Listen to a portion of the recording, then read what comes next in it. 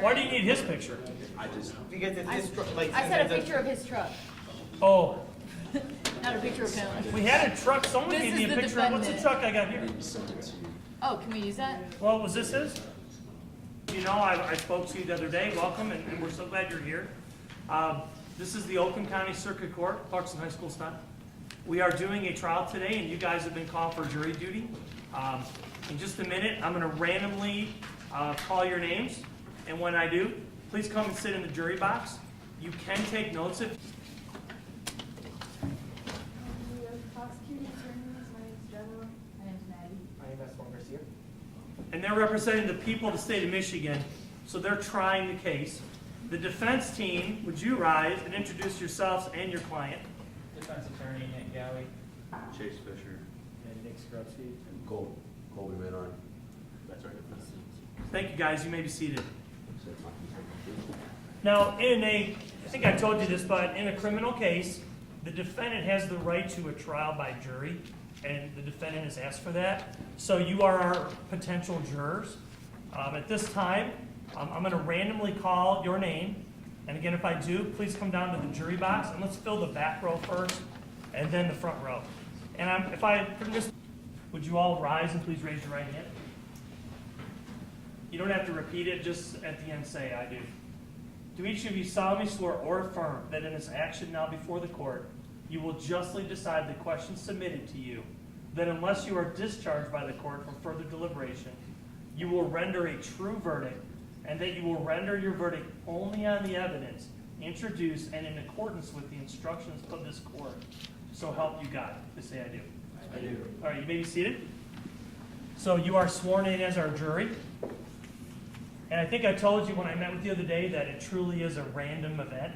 And so you can see that in real life, that's how they would choose the jurors, totally randomly.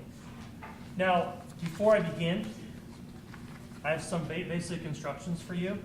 First of all, be a good listener and pay attention and try to take in everything that you hear during the trial. And I will tell you what is evidence and what is not. So just kind of listen along the way. But before we start, there's an important instruction that I need to read to you. A person accused of a crime, our defendant, Mr. Maynard, is presumed to be innocent. This means that you must start with the presumption that the defendant is innocent. This presumption continues throughout the trial and entitles the defendant to a verdict of not guilty unless you are satisfied beyond a reasonable doubt that he is guilty. Now, every crime is made up of parts called elements. The prosecutor must prove each element of the crime beyond a reasonable doubt. The defendant is not required to prove his innocence or to do anything. If you find that the prosecutor has not proven every element beyond a reasonable doubt, then you must find the defendant not guilty. If the prosecution has proven their case beyond a reasonable doubt, then you must find the defendant guilty. So have an open mind, listen to the testimony, and look at the evidence. And if you find that there is no doubt that the person committed the crime, vote guilty. If there's reasonable doubts to the guilt of the defendant, then you must vote not guilty. Okay? Any questions about that? At the end of the day, I'll give you some additional instructions, but at this time, we're going to begin the trial. Is there any questions before we start from any of the jurors? All right. Now, in a criminal case, the prosecution has the burden of proof. They go first. So they put their case on, and the defense can defend themselves from what the prosecution is claiming. After the prosecution is done, then we flip it, and the defense puts their case on. That'll likely happen tomorrow. The prosecution and the defense both get to give what's called an opening statement. They get a chance to talk to you and kind of give you their theory of the case and lay out what they're claiming happened. And then hopefully during the trial, they actually prove what they're claiming. The opening statements are not evidence. They're just the lawyer's theories of what happened. So take them into account, but again, they're not official pieces of evidence, so weight them accordingly. Prosecution, you are going first, so please take the podium and begin.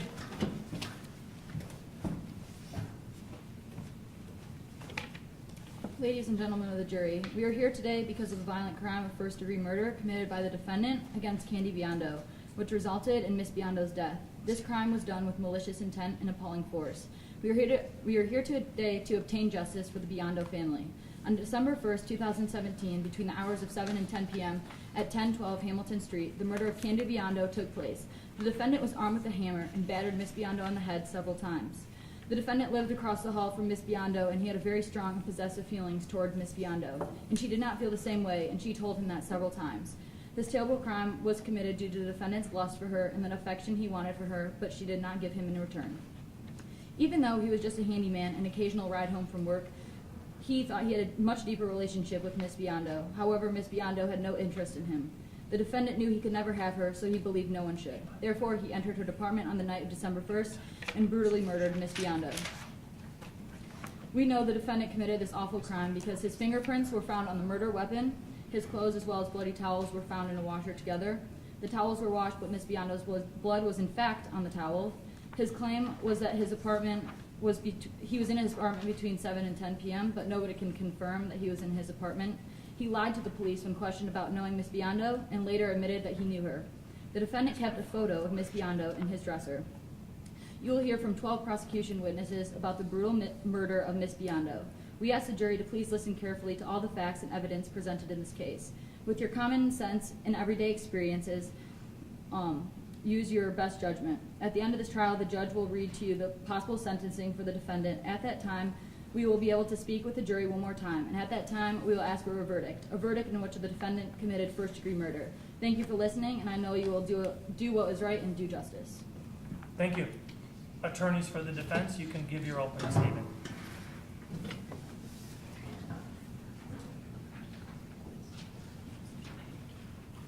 Ladies and gentlemen of the jury, we are here today in the defense of Cobie Maynard against charges of first and second degree murder and voluntary manslaughter. The charges have been brought against him by the state in the case of Candy Biondo, who was murdered last year on Friday, December 1st. The murder in question occurred at 1012 Hamilton Street in her apartment. Cobie lived across the hall. On the night in question, Cobie Maynard did the following. He went to pick her up after work at 4:30 p.m. at the old folks' home, and then took her back to her apartment, where the last time he saw her was 5 p.m. that evening. After that, he ate dinner and fell asleep, and then proceeded to go to the bar around 10, and from there, he went to another bar and then to his parents for the night and the next day. Due to the fact that Mr. Maynard had a very busy Friday evening, he could not have been the murderer. In addition to this, there was no blood found on the clothes, and the fingerprints that were found on the hammer that will be presented can be explained by him helping Candy hang pictures. Other than that, there's no forensic evidence tying him to the murder. We will present 4 witnesses: the defendant, his father, his best friend, and his boss at work, to defend the case. I'd just like to ask that all jury members carefully look at this case and return an honest verdict, one that is based on reasonable doubt, and finds the defendant not guilty of first, second degree murder or voluntary manslaughter. Thank you, and I know you'll give a fair and just verdict. Thank you. Would the prosecution witnesses please follow the clerk out into this hallway? Who are you calling first? The mother of the victim. Okay?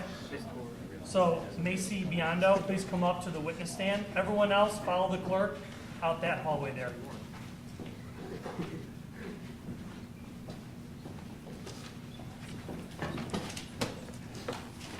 Before you sit down, hold on.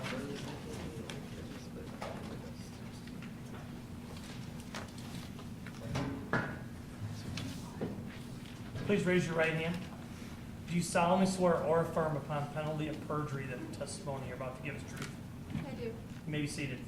Please state your full name and spell your last name for the record. Macy Angelina Biondo, Biondo. And you're a little soft-spoken. Just keep your voice up for the record, okay? Okay. You may proceed. Okay, so when did Candy move out? She moved out right after high school when she turned 18. Okay, what would you say her personality was like? She was very she uplifted everyone around her. She was super sweet to everyone. She was just a really nice girl to be around. Okay, how often would Candy visit you or make plans with you? She visited very often on most weekends and on all the holidays. Okay, would you say that Candy considered you as a person that she could always talk to if anything ever happened? I would say so, yes. When did you first notice that Candy went missing? Well, we made plans for her to come visit me on Saturday, December 2nd, but she didn't show up and I got concerned, so I called her later that evening. She didn't pick up. And then Sunday morning, December 3rd, her boss her boss Cassidy Smock called me and told me that she didn't arrive at work. Okay. Did the defendant Cobie Maynard ever come up in your conversations with Candy? No, but she did. Her roommate Corey Bennett mentioned something about him living across the hall, and I thought that was strange. And I filed a report to the police saying that he may have sexually assaulted her. Okay. And can you recall the blood type that Candy Biondo had? The same as mine, A negative. Okay. That'll be all. Stay seated, please. You may cross-examine the witness.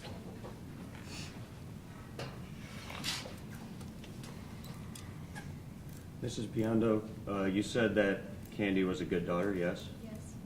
So, and you said in the previous statements that she could always go to you for anything, yes? Yes. So, did Candy ever mention a man that lived next to her? No, but her roommate Corey Bennett did. Yes or no? Yes. Did Candy ever mention a sexually forward man to you in any way, shape, or form? Not necessarily a man across the hall, but just in general, yes or no? Can you restate the question, please? Did Candy ever mention a sexually forward or aggressive man that she was acquaintance with? No. Did Candy ever mention a relationship of any sort with a off man or in general? No. No. Okay, anything further? Thank you, you may step down. You may call your next witness. Ms. Corey Bennett. Corey Bennett.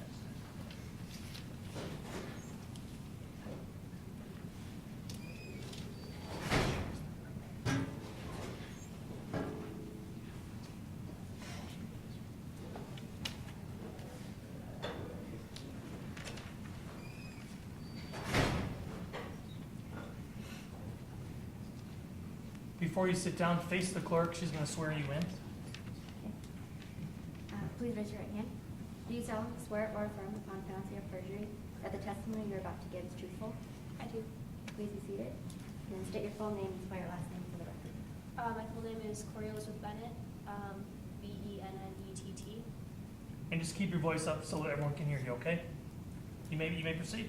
Okay. So when did you meet Candy and how long have you known her? I met her a couple years ago, probably 2 years ago. Sorry, what was the second part of your question? How long have you known her? About 2 years. When did you and Candy first move in together? It was only probably about a little under a year. Okay. Can you confirm that Cobie Maynard did live across from you? Yes. Okay. When was the last time that you saw Candy before she went missing? It was on Friday night. We had dinner together, and I left around 7. Okay. Did Cobie Maynard ever come up in your conversations with Candy? A couple times. I know they were friendly with each other. I overheard them on the phone once or twice, but not frequently. Okay. Can you identify the bloodstained towels? Can you identify these bloodstained towels as Candy's? Yes. Okay. Now, do you wish to enter those as evidence? Yes. All right, so those are towels from your apartment that you recognize, you're saying? Okay. Any objections to the admittance of the towels as exhibited once? All right, they are admitted. You may refer to them with any future witness if you wish. Okay. Have you ever been interacted with Cobie Maynard? I've passed in the hallway a couple times, just very casual acquaintances. I don't know him much though. Okay. And what did he seem like to you? It was hard to gather really an impression. I've only seen him in passing, but I just know him through Candy mostly. Okay. Would you say that there might have been a chance the defendant Cobie Maynard was infatuated or interested in Candy? Yes. Okay. And did Candy return the interest or show any interest in him? At first, but after a while, she seemed to be irritated with him. He was very overly persistent with her, and she stopped returning any attraction. Okay. Do you notice anything weird when you entered the crime scene to collect your things? Her purse was still sitting on the table, and then her coat was still in the closet that she shouldn't have been wearing, so she never left the apartment like she said she would. Okay, that'll be all. Cross-examination?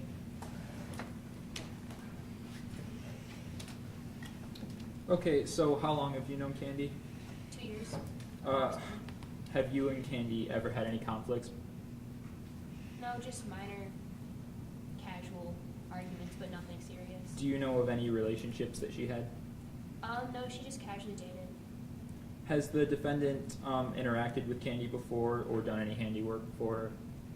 He's interacted. I don't know about handiwork. Okay. Is there any reason for you to believe that my defendant, Cobie, was antisocial or aggressive in any violent manner? I don't know about violent, but I do know that he was overly persistent with Candy. Okay. And did Candy ever claim that he was sexually violent or anything of that regard? No. Okay, that's all. Anything further? Thank you. You may step down. You may call your next witness. Okay, our next witness will be Cassie Smock. Okay, Ms. Smock.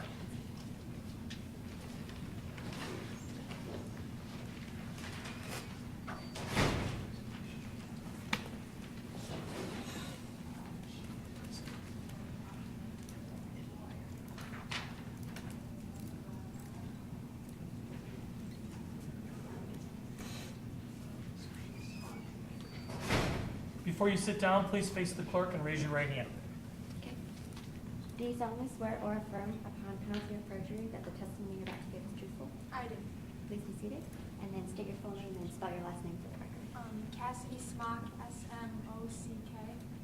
And please answer nice and loud for the court, okay? You may proceed. Okay, so can you confirm that you were the director of the old folks home where Candy worked at? Yes. When did you hire? When did Candy start working there, and how long had she worked there?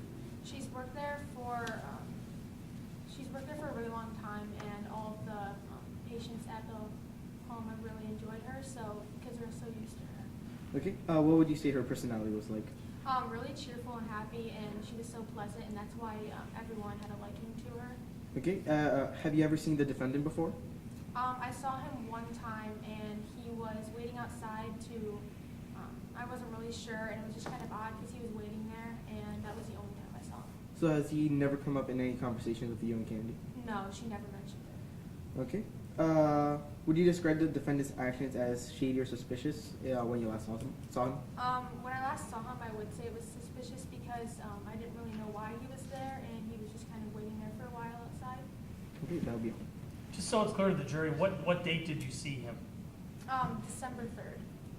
Friday, December Yeah. 1st? Or 1st, yeah. Okay. All right, don't leave yet. You may cross-examine the witness.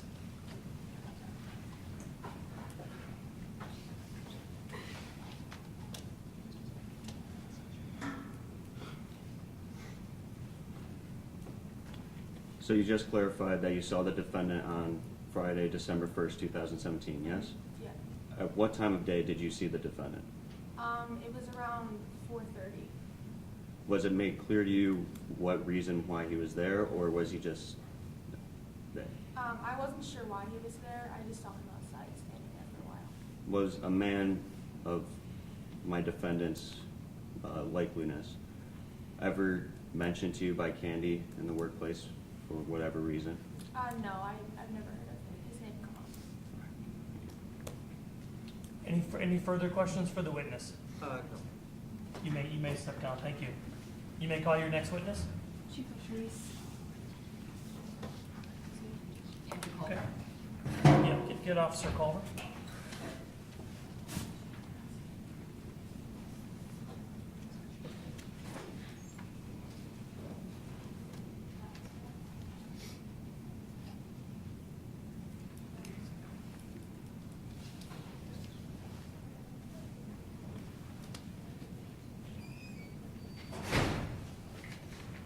This way, officer.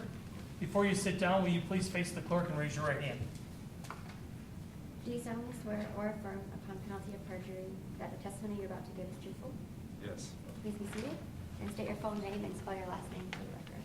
Andrew Joel Culver, C-U-L-V-E-R. And just speak nice and loud for the court, okay? Mr. Culver, how many years have you served as chief of police? 15 years. And what does your job entail? I'm a chief of police, so I serve over all the sergeants and lieutenants of the police and make sure all the county is safe and just make sure that everybody's doing their job. Who initially reported Candy to be missing? Macy Biondo, Candy's mother. How did you begin the investigation?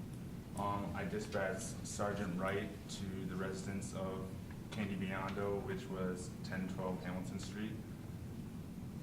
What was your first impression of the crime scene?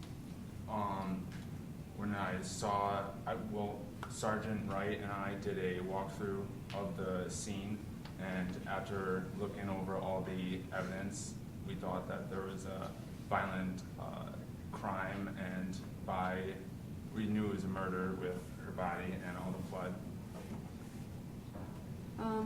Did you allow Candy's roommate to collect her things from the apartment? After extensive questioning, we determined that she was not involved in the crime, so we let her gather all her belongings. And we recommended that she find different housing while the investigation was going on. What findings did the private investigators report to you after investigating? The investigators said that the large quantities of blood seeped through the floor and went down to the basement floor. And the pathologist reported that no one could have survived the amount of blood that was in the room. And there's dark brown stains found on the head of the hammer, which was found in the kitchen next to Candy's body. And there was no blood stains found in the apartment of the defendant, and no fingerprints found in the victim's apartment of the defendant. Other than the fingerprints found on the hammer, correct? On the hammer, yes. Have you seen violent crimes of this nature before? Yes. What is your expert theory of the crime? After we gathered all the findings, I believe that the defendant had met and developed an interest in Candy, and after they talked for a while during the night of the murder, they went to the victim's room, and after they quarreled, the defendant got angry and he took the hammer that was in the room and hit Candy with it. And after he attempted to clean it up, he knew that it wasn't going to work because there was just too much blood. So that's when he put the bloody rags in his with his other clothes to wash. And then after he was thinking about his conscience and he felt guilty about it, that's when he changed to new clothing, and he left to go to the bar to try to establish an alibi. However, he misjudged how it really wouldn't work because he didn't know what was happening on the bar, so it was a failed attempt. And he proceeded to lie after his involvement with the girl, after we did investigations, and it was an effort to cover up his actions. No further questions. You may cross-examine.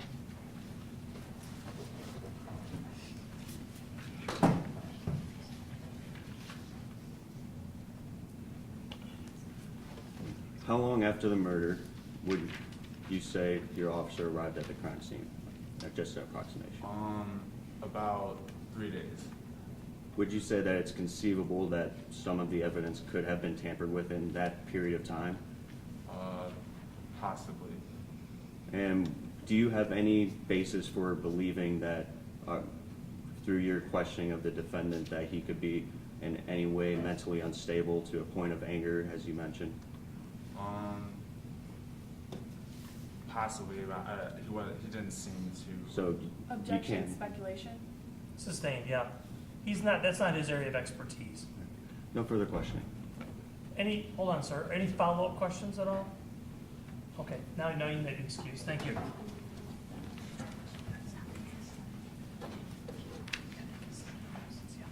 You may call your next witness. Carson Wright, please. Okay, Officer Wright.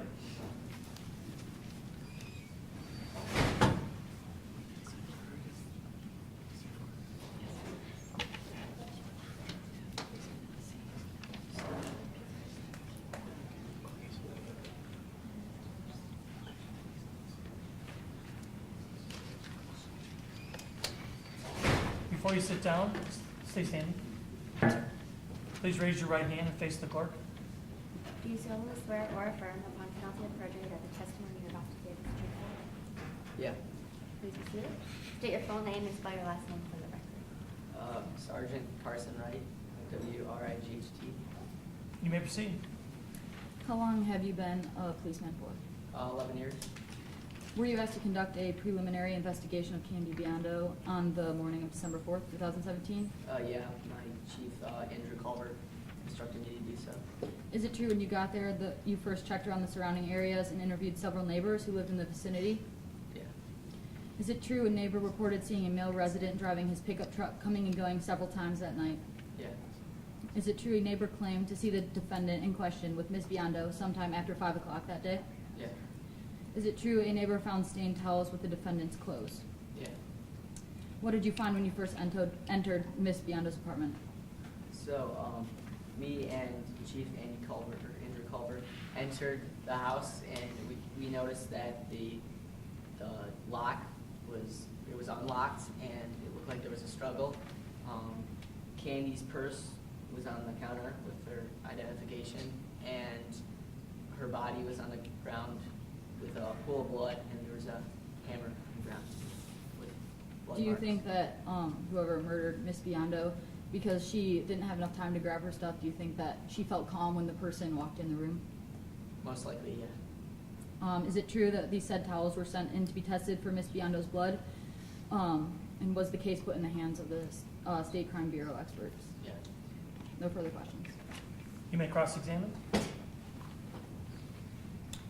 Did you interrogate any other possible suspects for this murder? No, not me. Did But, you con- the chief might. Okay. No further questions. Anything further? You may step down. Thank you. Prosecution, you may call your next witness. We would like to call Jason Adrian.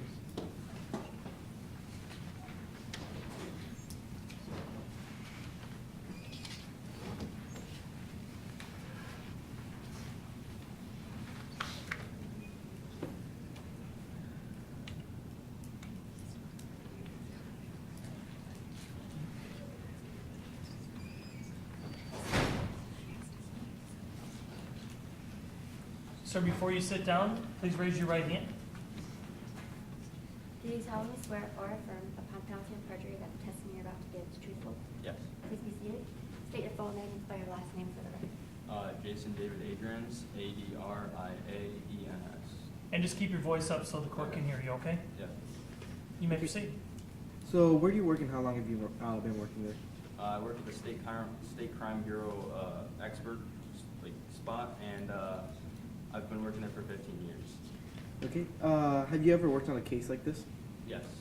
Okay. When do you get called to the crime scene? On December 4th, 2017, approximately noon. Okay. What did you first notice at the crime scene? I noticed that the body was right on the floor, and I noticed that there was a hammer. Supposedly the murder weapon was sitting right next to it. Were the defendant's fingerprints on the hammer? Yes. I would like you to submit the hammer as evidence. You may approach the witness. Okay. Well, bring him the hammer and show him, make sure that is the correct hammer. Okay. Is this the correct hammer? Now, and just to verify, did you personally test that, or Yes. did you send it to a lab? I personally tested it. Okay, so you can verify that is the hammer that was Yes. found next to the body, okay. And you found the prints on that hammer, you Yes. said? Okay. Any objections to the admittance of Exhibit B? No objection. All right, it is admitted. Okay. Do you check any other locations to gather evidence? The only spot that there was other evidence would be in the washing machine with floating towels, and it was supposedly with Cobie Maynard's work clothes. Okay. That'll be all. You may cross-examine.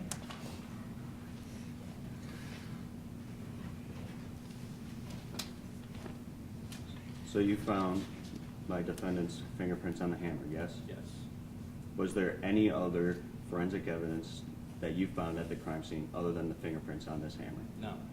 In your line of work, you said that you have done many of these, seen many, yes? Yes. Would you say it's conceivable that typically there would be more than just fingerprints? There would be hair follicles, skin, the defendant's blood perhaps, so that if there was a struggle? Yes. No further question. Any follow-up questions for the witness? Yes. You may proceed. Is it true that Candy Biondo's blood was found on the other end of the hammer, Yes. as well as the defendant's fingerprints? Yes. No further questions. You may step down. Thank you. You may call your next witness.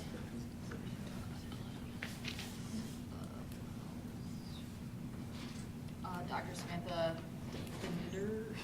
Diffenderfer. Diffenderfer.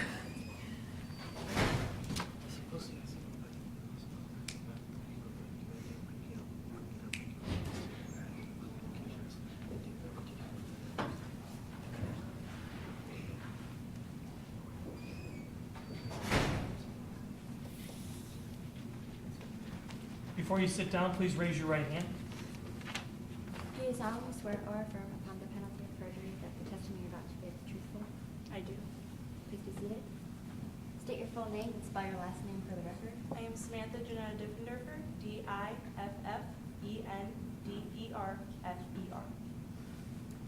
You may proceed.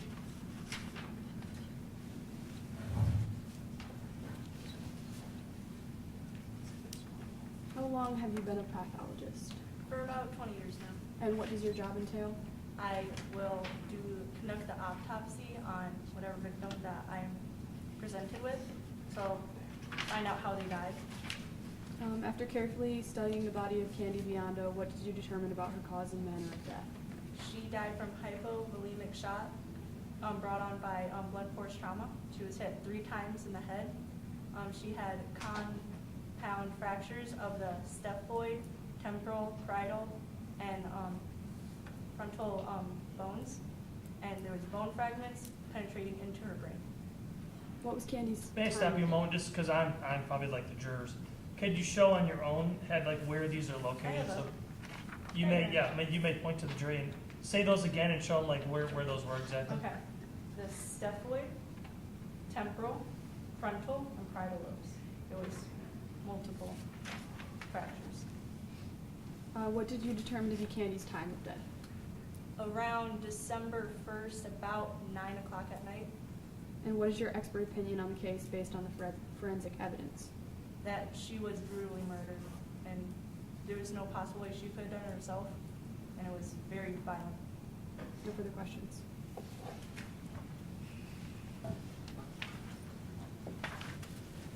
Are you aware of any of the blood that could be possibly identified with the defendant being found at the crime scene? Can you repeat the question? Are you aware of any blood that could possibly be identified with the defendant being found at the crime scene? I don't know. That's not really her role. That she didn't go to the crime scene, I believe, right?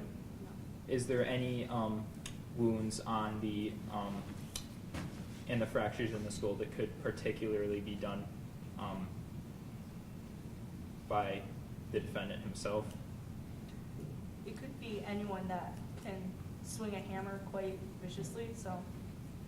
No further questions. I have one question, just as I'm thinking like the jury again. Could you determine, did she die from the brain trauma or the bleeding? Can you tell that Yes. in the lab? Okay, so one of the bone fragments punctured the superior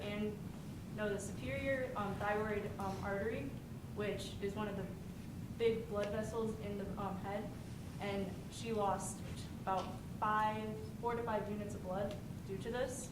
So she died of a combination of both. From the hypovolemic shock, stops the heart from pumping blood to the rest of the body. So the brain shuts down around 4 minutes after no oxygen. So it was a combination of blood loss and brain trauma. So both? Yes. Okay. Based on my question, any follow-up questions from the prosecution? Anything further? Doctor, thank you. You may step down. You may call your next witness. Cobie.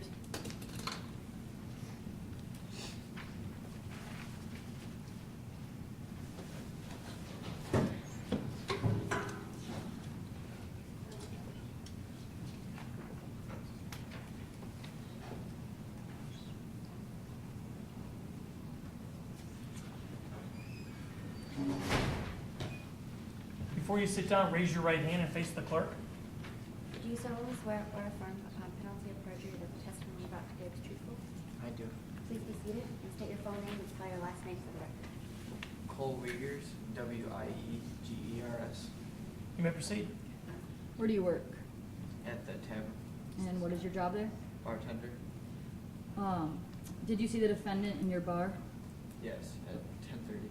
Okay, how do you know that he wasn't there before 10:30? Because I'm sitting at the bar, so I can see everyone who walks in and leaves. What date are you talking about? December 1st. Okay. Is it true you had a conversation with the defendant on the night of December 1st, and what was said during that conversation? Yes, he asked me about a couple that was sitting across the bar at 9, but he wasn't in there at 9. How do you know that the couple he was talking about was even real? I don't know. Okay. How did you find out about the murder at first? When the police came and asked me for questioning, And also, how was he acting when you were around him at the bar? he was on edge and a little nervous, Okay. Are you positive the defendant is the person that you had that conversation with? 100% positive. No further question. You may cross-examine. Please stay seated, sir.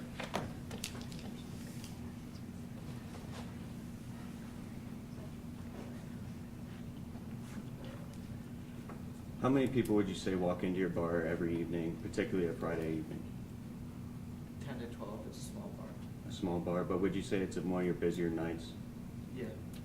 And do you work this bar on your own, or do you have multiple people working it with you? I work Wednesday through Saturday. On your own, though, at the bar, you're the one attending everybody? Yes. So would it be conceivable that you could have missed someone in this busy time? Or would you be able to say on stand with beyond certainty that you did not see my defendant before 10:30? No, I'm 100% positive. You're 100% positive. No further question. Any follow-up questions? Yes. You may. Do you believe the defendant asked about the couple earlier in the night to establish an alibi? Yes, I would have to guess so. No further questions. You may step down. Thank you. Ladies and gentlemen of the jury, our time runs short, so we're going to have to pause our trial until tomorrow. I have a couple instructions for you. Cassidy, all right. Caitlin.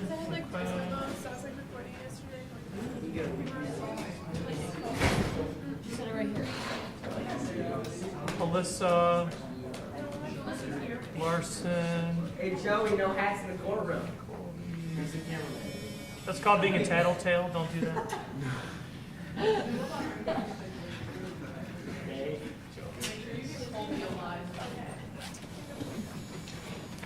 Nick's. Where's your other lawyer? Yeah, that's a good question. She's in Gilmore. She's here? Yeah. Oh. She is speaking of the devil. This is almost like Like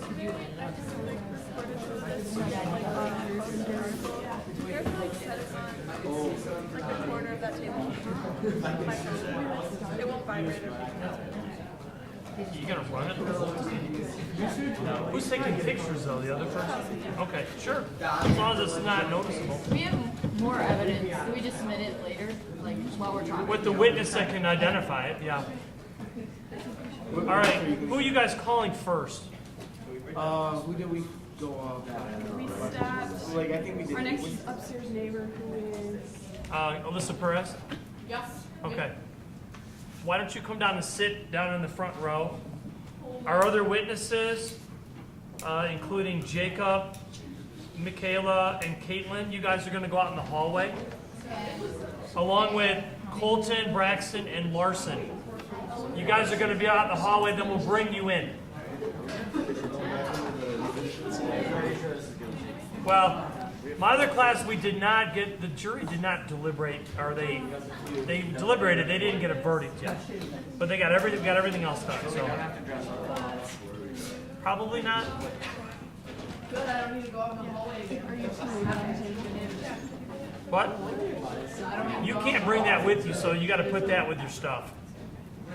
I was just bringing it. Right, I said you can't bring it up here with you. Prosecution, any questions before we start? Now, who's giving the closing argument? Okay? Wait. And you guys? Nick Galley's giving the closing argument? Yes. Okay. Because we should get to that pretty quick. All right? Stay in here just for a sec. We're going to start unless someone needs a little more time. Anybody not ready to proceed? You guys ready over here? Yes. Okay. Everyone else ready? Okay. Then bring them in the other door, like over here. And I guess the non-jurors can just sit in the back. The jurors can just put their stuff down and then just have them come down to the jury box. Okay, thanks.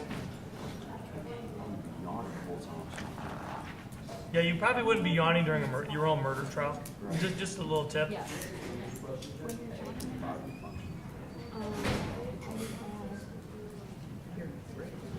And the boss too. Did you ever hear anything about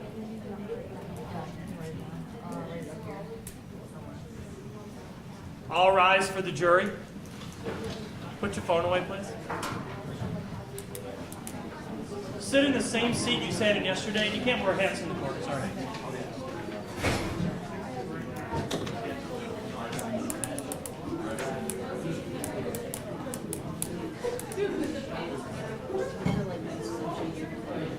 Please sit in the same seats you sat in yesterday, if you remember where you were.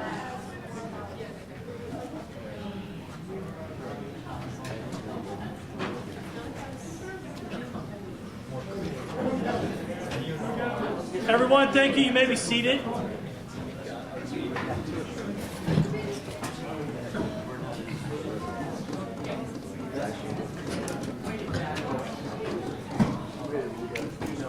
Miss Grant, are we missing a juror?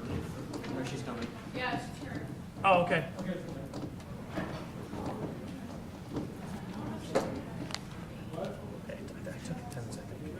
Just check on something goes. All right. Welcome back for day 2 of our trial. I hope you had a good evening. We are still hearing from the prosecution's case. Once they finish, they will rest, and then the defense will go and they'll put on their case. They have several witnesses as well. Have an open mind. Listen to the testimony. You will get a chance to look at exhibits at the end of the trial. Remember, as I instructed you, to not discuss the case until you're all together, and it's time to do so, which should be today. I think that's it. Let's begin. Prosecution, you may call your next witness. All right, Ms. Perez, please approach. Please raise your right hand before you sit down. Do you solemnly swear or affirm upon penalty of perjury that the testimony you're about to give is truthful? Yes. Please be seated, state your full name, and spell your last name, please. Alyssa Perez, P-E-R-E-Z. Please keep your voice up for the record, okay, so we can hear you. What is your relationship to Candy Biondo? I am her upstairs neighbor. You and your husband were home the entire evening of the 3rd of December, correct? Yes. What did you tell police when questioned about that night? I told them that I faintly remember hearing the washer or dryer go on around 10 p.m. Are you positive the clothing in the dryer belongs to the defendant? Yeah. Is it true? Have you ever met the defendant before, and what was his demeanor? I have met him a couple times, and he was very friendly. And what was Candy's demeanor? He was friendly as well. Thank you for the question. You may cross-examine the witness.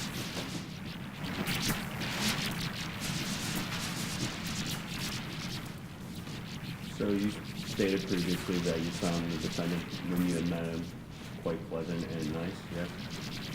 And when you discovered the clothes in the washer, you saw the blood on the towels, yes?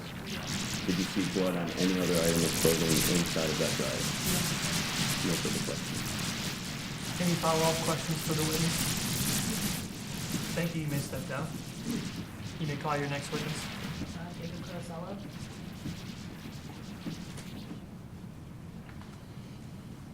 Haley, bring Jacob Carasello in.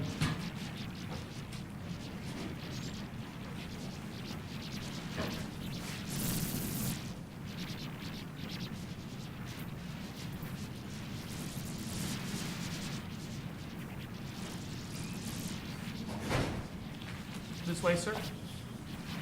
Before you sit down, raise your right hand and face my clerk. Do you solemnly swear or affirm upon penalty of perjury that the testimony you're about to give is truthful? I do.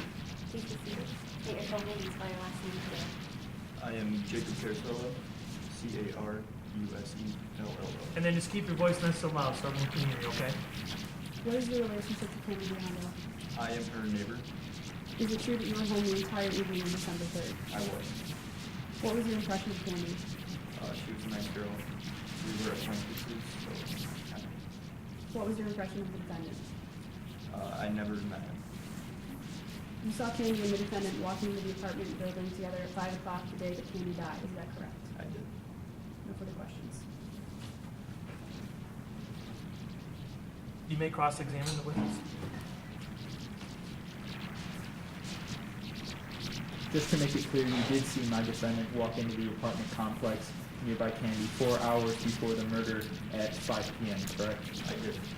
Was there any sign of violence, malice, conflict, abuse, and/or argument between the two? No. So from what you saw, the interaction between the two, you describe it as casual, normal, and friendly? Yes. No further questions. Any follow-up questions for the witness? No? No. Okay, thank you. You may step down. Prosecution, you may call your next witness. Oh,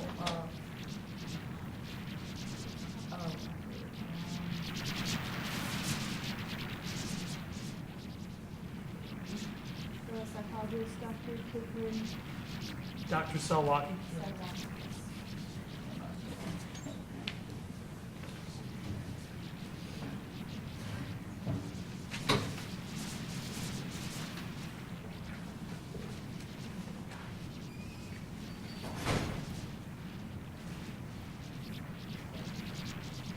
This way, miss. Please, before you sit down, raise your right hand. Do you solemnly swear or affirm upon penalty of perjury that the testimony you're about to give is truthful? Please be seated and state your full name and spell your last name for the record. My name is Caitlin Salwaki, Selwocki. You're a bit soft-spoken. Make sure you keep your voice nice and loud, okay, so everyone can hear you. Okay, so where do you work at? Where do you work at, and how long have you worked there? I work at Great Lakes Psychology. I've worked there for 12 years. Okay, where do you get your degree at? I got my degree at Michigan State University. Okay, how accurate would you say your diagnoses are when your team is working? They're very accurate. Okay, what tests did you run on the defendant, and what condition, if any, did you find? I did not run any physical tests there are none for this certain disorder, but I did do 3 sessions with them. I have noticed certain social cues that allow me to believe that he has antisocial personality disorder. Okay, is the defendant capable of killing? Yes. Would you say that there was a motive for the defendant to kill him? Yes, if he were to have heard that she was going out with another guy or that he was rejected. Objection for speculation. That's her expertise. She's allowed to speculate in that area because she's a psychologist, so that's within her expertise. Go ahead, ask the question again. Would you say that there was a motive for the defendant to kill Cobie? Yes, if he were rejected, there would have been another. He would have gotten angry and could have became hostile. Okay, would you say the defendant is capable of attempting to sexually abuse another person? Yes. Okay. And what are the characteristics of a person with antisocial personality disorder? They lie a lot. They're manipulative. They can act impulsively. They can have a disregard for other safety, and they can be aggressive and hostile. Okay, no further questions. Please remain seated. You may cross-examine the witness. No questions, Your Honor. Then you may step down. Prosecution, you may call your next witness. Michaela Rodriguez. Okay. Michaela Rodriguez.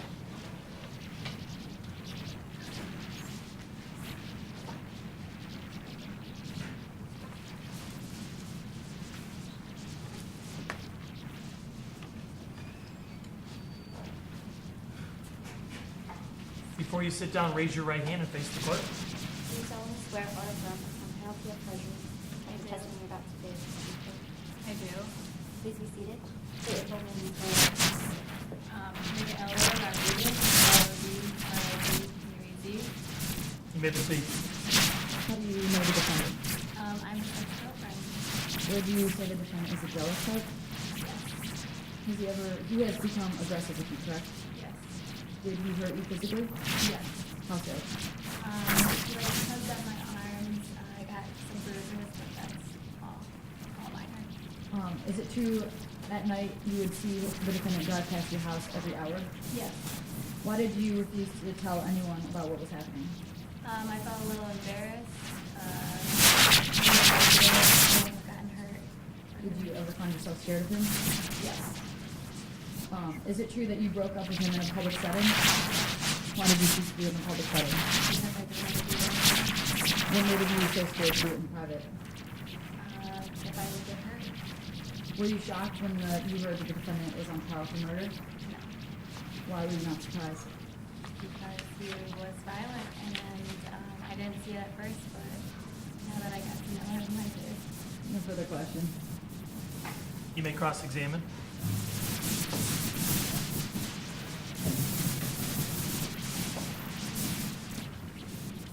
Are you aware of any prior relations that the defendant has had with anyone else before you? No. Did he ever commit any kind of assault, like a legal assault against you, and like sexual assault or No. rape or anything of that nature? No. Did he ever strike you over the head or anything that could lead to significant casualties? Would you say that the defendant is capable of committing these kinds of acts if you have never seen them? Yes. Okay. No further questions. Any follow-up questions for your witness? All right, thank you. You may step down. Do you have any further witnesses, prosecution? All right. Prosecution has rested. Defense, you may call your first witness. Defendant Braxton Cobie.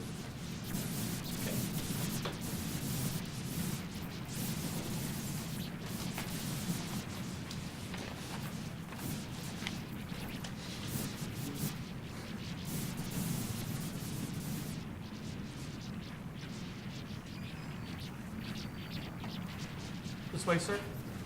Please face the clerk before you sit down. Please raise your right hand. Do you solemnly swear or affirm upon penalty of perjury that the testimony you're about to give is truthful? I do. Please be seated. State your full name and spell your last name for the record. Braxton Cobie, C-O-B-E-R. Mr. Cobie, where do you work? I work at Tote Mechanics. How long have you worked there? I've worked there for about 4 years. And you know the defendant? I do know the defendant. What was he to you?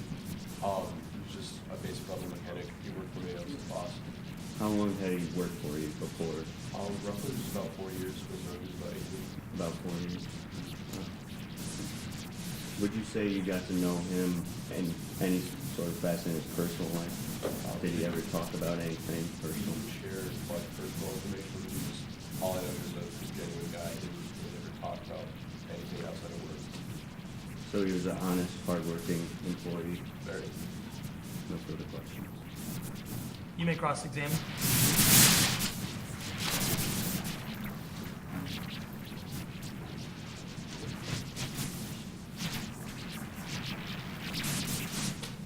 Okay. Can you confirm that you are the owner of Double Jones? Yes. Okay. How long have you known Cobie, and when did you hire him? I met him when he first started working for me about 4 years ago. Okay. How do you describe Cobie Maynard as a person and as a worker? As a person, I don't know too much, but as a worker, he never showed his way, has no aggression towards any customers, from what I've heard and seen. Okay, so you know nothing about the defendant's romantic history? Never heard about it. Okay. At work, have you ever seen any hint of aggression in Cobie? Never. And were you at all surprised when you heard that he was at the trial? Very, it was like the last thing that I ever expected. Okay, thank you. Thank you. Hold on. Any follow-up questions from the defense? You bet. Thank you. You may step down. You may call your next witness. Our next witness will be the best friend of the defendant, Larson. Okay.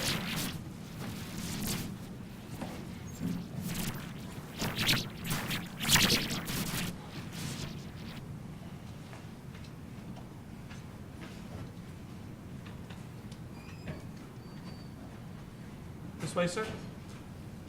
Before you sit down, raise your right hand and face the clerk.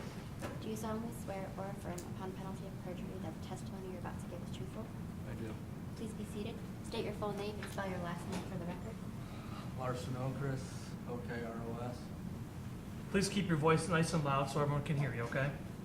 You may proceed. Mr. Okros, what is your relation to the defendant? I'm his best friend. How long have you known the defendant? About 8 years. We met in 8th grade. 8 years.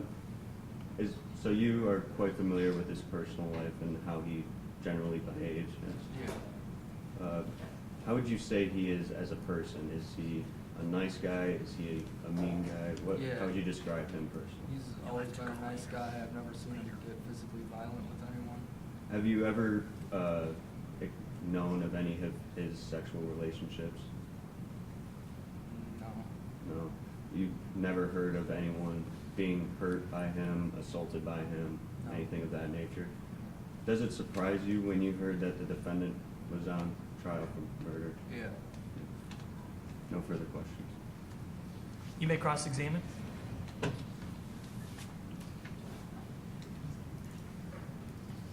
You're close to the defendant, are you?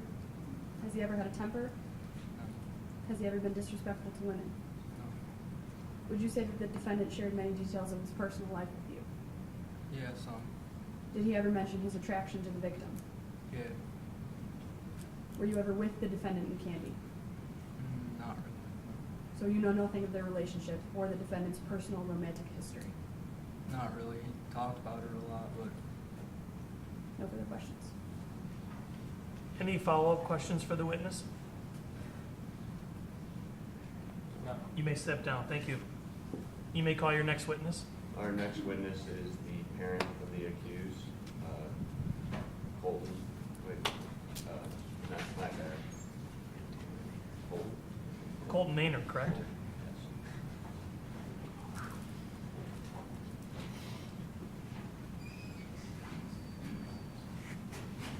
This way, sir.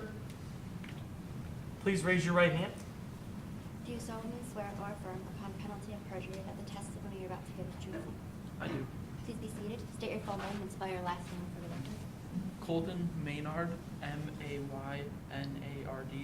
You may proceed. Mr. Maynard, please state your relation to the defendant. I'm the father. Here's fine. So you know him very well. Would you say more than anyone else? I would say more than most, yes. Was there any sign or anything that would make you believe that your son is antisocial, violent, an angry person? Anything more than a good guy? A little quiet, but other than that, nothing. Do you know of any of his prior relationships? No. No. Have you ever heard of him attacking, abusing, or just doing anything wrong to someone else? No. No further questions. You may question the witness.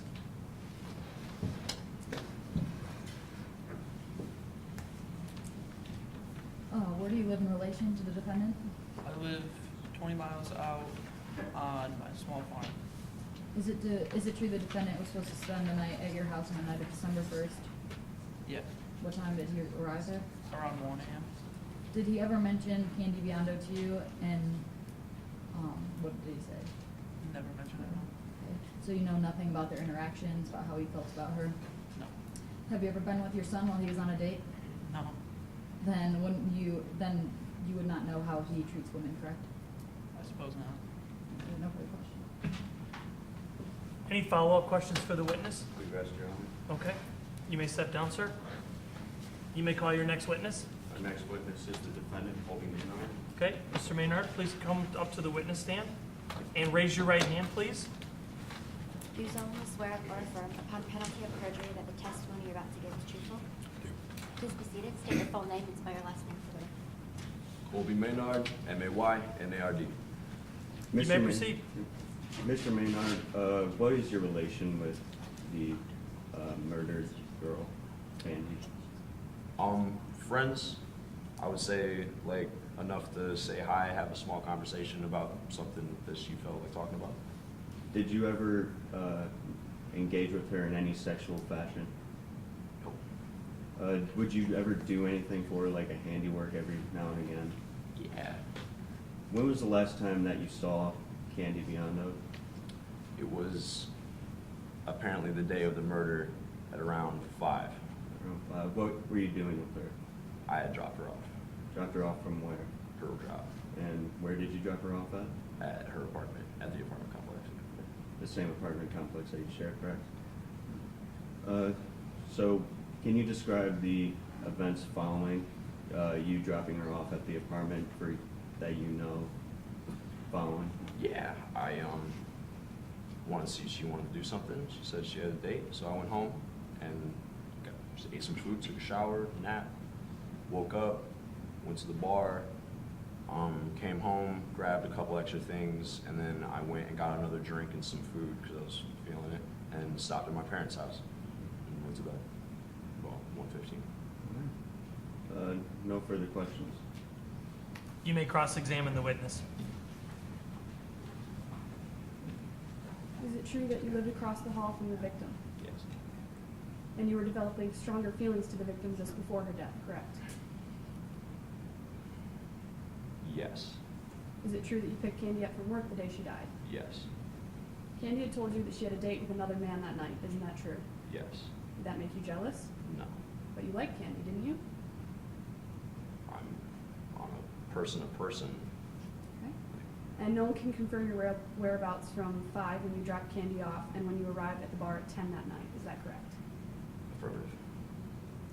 When you dropped Candy off at her apartment, did you enter? Enter her apartment? Yes. No. Can you explain why your fingerprints alone were found on the murder weapon? It was my hammer. Is it common for you to visit 2 bars in one night? I'm stressed about going to my parents' house. Is it possible your memories of that night were skewed because of your alcohol use? I didn't drink that much. So this night was a special occasion? Because it's not common for you to visit Yeah, 2 no, bars like I in one don't night. normally go to my, yeah, like, You lied to police when questioned about your pursuit of the victim, is that correct? yes. And is it true you were the last known person to see Candy alive? Yes. No further questions. Do you have any follow-up questions for the witness? No, Your Honor. You may step back down. Does the defense have any more witnesses? The defense has no more witnesses, Your Honor. Okay. At this time, we now go to closing arguments. Each lawyer gets a chance to speak to you one last time and lay out again their theory of the case. I want to remind you, it is not evidence, simply their ideas about what happened in this case. The prosecution has the burden of proof, so they go first, followed by the defense. Prosecution, you may give your closing argument. Your Honor, before that, we'd like to submit evidence, pictures of Candy before and after her death. Any objections to the admittance of the photographs? No objections. Okay? May we hand them out to the jury? No, but you may show them to them while you're talking if you wish.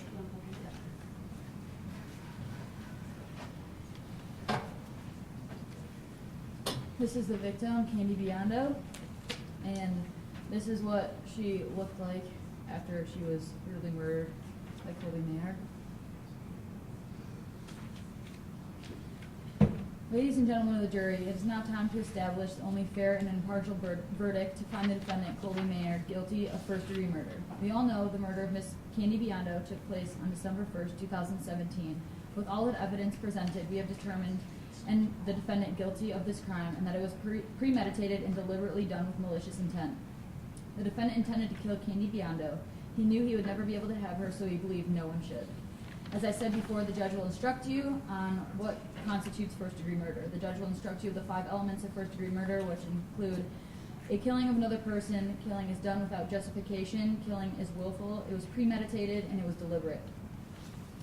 I will now examine the facts of the case. The defendant had access to Candy. He lived right across from Candy. They were friends, and he was with her that day at her place of employment. The employer saw him with her. Then again, at the apartment, a resident saw the defendant and Miss Candy Biondo together. He had a romantic feelings towards her, and we know this because the picture of Miss Candy Biondo that he kept next to his bed, which he admits to. Because there was no forced entry in Miss Biondo's apartment, as apparent Candy knew her killer. The fingerprints on the hammer that brutally killed Miss Biondo matched the fingerprints of Cobie Maynard. The defendant's clothes were found in the washer with blood-stained towels containing A negative blood. Miss Candy Biondo's blood type is A negative, which is a very rare type. The defendant tried to create an alibi, but was caught in his lies by the bartender because the bartender knew everyone who walked into his bar. From the bartender's testimony, he stated the defendant was not there earlier in the night and that he just came for the first time at 10:30 p.m. The defendant lied to the police about his relationship with Miss Candy Biondo, but later admitted that he knew her. These facts prove that Cobie Maynard had executed his plan of brutally attacking Candy Biondo with a hammer, resulting in her death. The defendant had every motive to lie, and his story is not rational based on common sense and everyday experience. Once again, I'm asking you to determine justice based on the facts of this case. The facts have been proven, and the defendant, Cobie Maynard, is guilty of first-degree murder. Therefore, I ask you to return the only fair and just verdict of guilty as charged. Thank you for your time, and please give Candy Biondo and her family justice they deserve. Thank you, Ms. Mitchell. Defense, you may give your closing argument.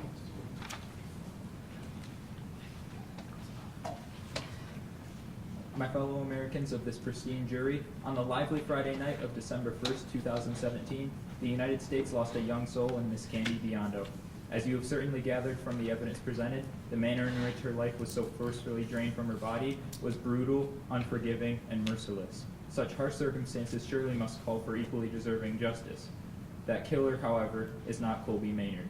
The prosecution must prove Mr. Maynard's guilt beyond the realm of reasonable doubt, yet they have only one piece of evidence that connects him to the scene of the crime, that being his fingerprints existing on the handle of the hammer eventually used to murder Candy.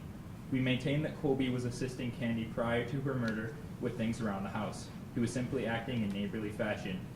Cobie's side of the story makes even more sense based on the fact that he is a mechanic. He would certainly own a hammer, and his fingerprints would obviously be on it after using it to help Candy hang pictures. The timeline provided by Mr. Maynard provides more than enough reasonable doubt to prevent a conviction. But the weakness in the prosecution's case does not end there. Not only can the fingerprints on the hammer be comfortably explained, but the prosecution cannot find even the smallest of any other fragments of forensic evidence tying him to the crime. His DNA was nowhere to be found, nor were any strands of hair, any volume of his blood, or anything else of forensic nature. The hammer was the only factor which can be explained. Cobie's story continues to make the most sense. In the absence of conclusive forensic evidence, the prosecution has been forced to use other means of evidence. They point out that towels stained with Candy's blood were found alongside Cobie's dirty work clothes. The prosecution claims that this is too mysterious to have been a coincidence, but yet this story cannot conclusively prove Cobie's connection to the crime. In fact, there are other factors that suggest that this really was a coincidence. Consider that this washing machine was a shared machine in the apartment complex. Cobie, being a mechanic working in a dirty environment, would certainly wash his clothes in this machine as it is in the complex in which he resided. It also happened to be the same complex in which Candy resided. It is more than reasonable to believe that the true murderer, in a hurry, hid his bloody towels in the perfect spot, a washing machine filled with the clothes of another man, a perfect framing to set up. Consider that Candy's blood could not be found on any of Cobie's clothes, despite them going through the same washing process as the towels that did contain the blood. None of her DNA or any other forensic evidence connected to her was present on Cobie's clothes. Even though his clothes had been washed, the fact that plenty of DNA was recovered from the towels of Candy's, which was also washed, proves that washing alone could not cleanse clothes of forensic evidence. None of Candy's blood was ever found on the defendant or his clothing. How would this have been even conceivably possible if Cobie was the murderer? He was not guilty of the murder of Candy Biondo. You cannot convict a murderer when the forensics cannot prove his guilt. You cannot convict a murderer if you cannot prove his criminality beyond the frontiers of reasonable doubt. You cannot convict a murderer if the only evidence putting him against the victim on a personal level comes from pure rumor, drama, speculation, and he said, she said accounts. You cannot convict Cobie Maynard, a mechanic guilty of nothing but being a neighborly friend, for the vile, unwarranted, and sick murder of Candy Biondo. Thank you. Thank you. The law allows for a brief rebuttal by the prosecution. Are there any points you would wish to bring up one last time? No. Okay. At this time now, the case goes to you, the jury. Clerk, would you please give each juror a packet of instructions?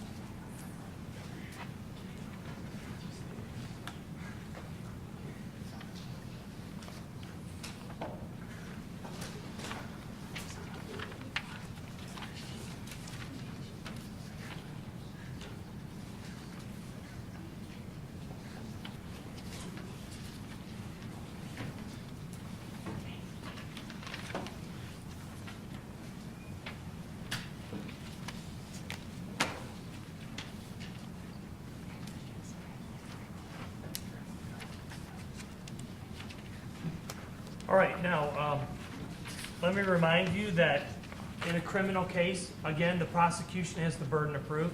They must prove their case beyond a reasonable doubt. If they have, you may find the defendant guilty. If they have not, then you can find the defendant not guilty. That'll be something that you'll talk about. Would you look on the back of the first page? The defendant is charged with first-degree premeditated murder. There are elements of this crime, and the prosecution must prove each element beyond a reasonable doubt. The defendant is charged with the crime of, first, the defendant caused the death of Candy Biondo. That is, Candy Biondo did die as a result of blunt force trauma. Second, that the defendant intended to kill Candy Biondo. Third, this intent was premeditated, that is, thought out beforehand. Fourth, the killing was deliberate. That means the defendant did it and thought about it and then carried it out. Fifth, the killing was not justified, excused, or done under circumstances that reduce it to a lesser crime. Now, you are to consider first-degree murder. If there's enough for that, then you can convict of that crime. If there's not quite enough, you may also consider second-degree murder. So look at the next page. The elements of second-degree murder are listed there for you. So look at those if you feel like there's not enough for first-degree murder. And then flip the page one more time on the back of that page. There is also a consideration of voluntary manslaughter. This is another type of homicide you may consider as well. So you have 3 different homicides to consider, but consider first-degree murder first. Now go to the next page where it says Deliberations and Verdict.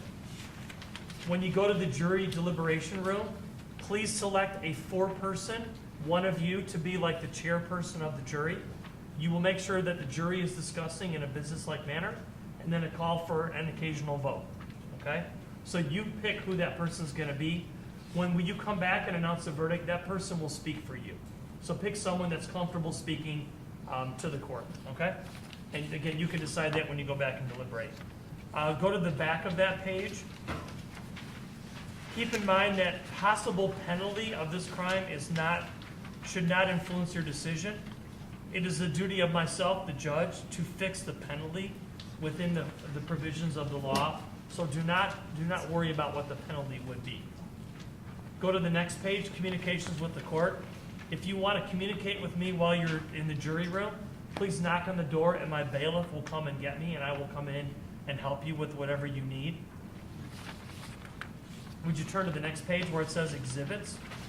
If you want to look at any of the exhibits / evidence, let us know. We will bring those out to you and you can look at anything that was introduced in court. Finally, go to the very last page, the verdict form. Now, you're only going to return one verdict on this form. You're going to mark one line. The choices are not guilty of first-degree murder, guilty of first-degree murder, or guilty of one of the lesser homicides, second-degree murder, or voluntary manslaughter. So again, you're only going to choose one of the lines on the form, not guilty or guilty of one of the homicides. Whoever the 4-person is, I'm going to have you date and sign the form. So one of you will fill this out when you get that far. Okay? Any questions at this point for any of the jurors?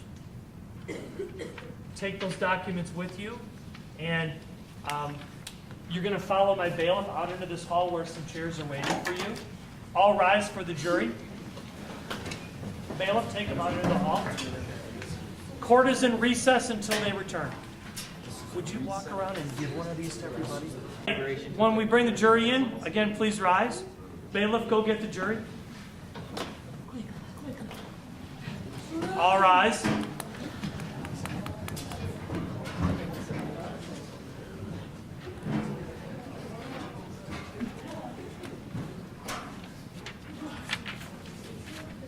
Come on back in, watch your step. Hey, we move that chair, Haley?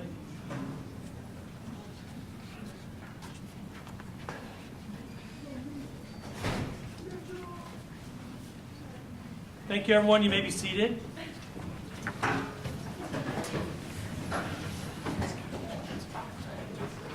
All right. Who is the jury for person? All right. Would you please stand? Has the jury reached a decision? Yes. All right. Would the defendant and the defendant's attorneys please rise? And you can look at your sheet if you want. In the matter of Cobie Maynard, this People of Michigan versus Cobie Maynard, how do you find the defendant on count 1, first-degree premeditated murder? Not guilty. Okay. Thank you. You may be seated. At this time, the court then orders that Mr. Maynard be freed from the Oakland County Jail, and you can be released back into your own personal life. And congratulations. You may be seated, guys. How much time do we have? A couple minutes. All right. Could you tell us what swayed you that way? And anyone can say what their thoughts were. Why not guilty?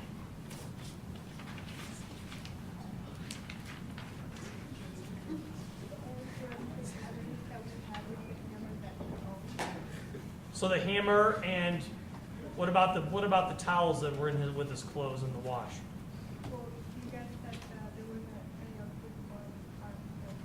Right, but her blood was on it. No, on the towels that were in with the wash. Okay, all right. Anybody else? What made you vote not guilty? Yeah. It was a community washing machine, so anyone could have started. Okay. Okay. Anyone else?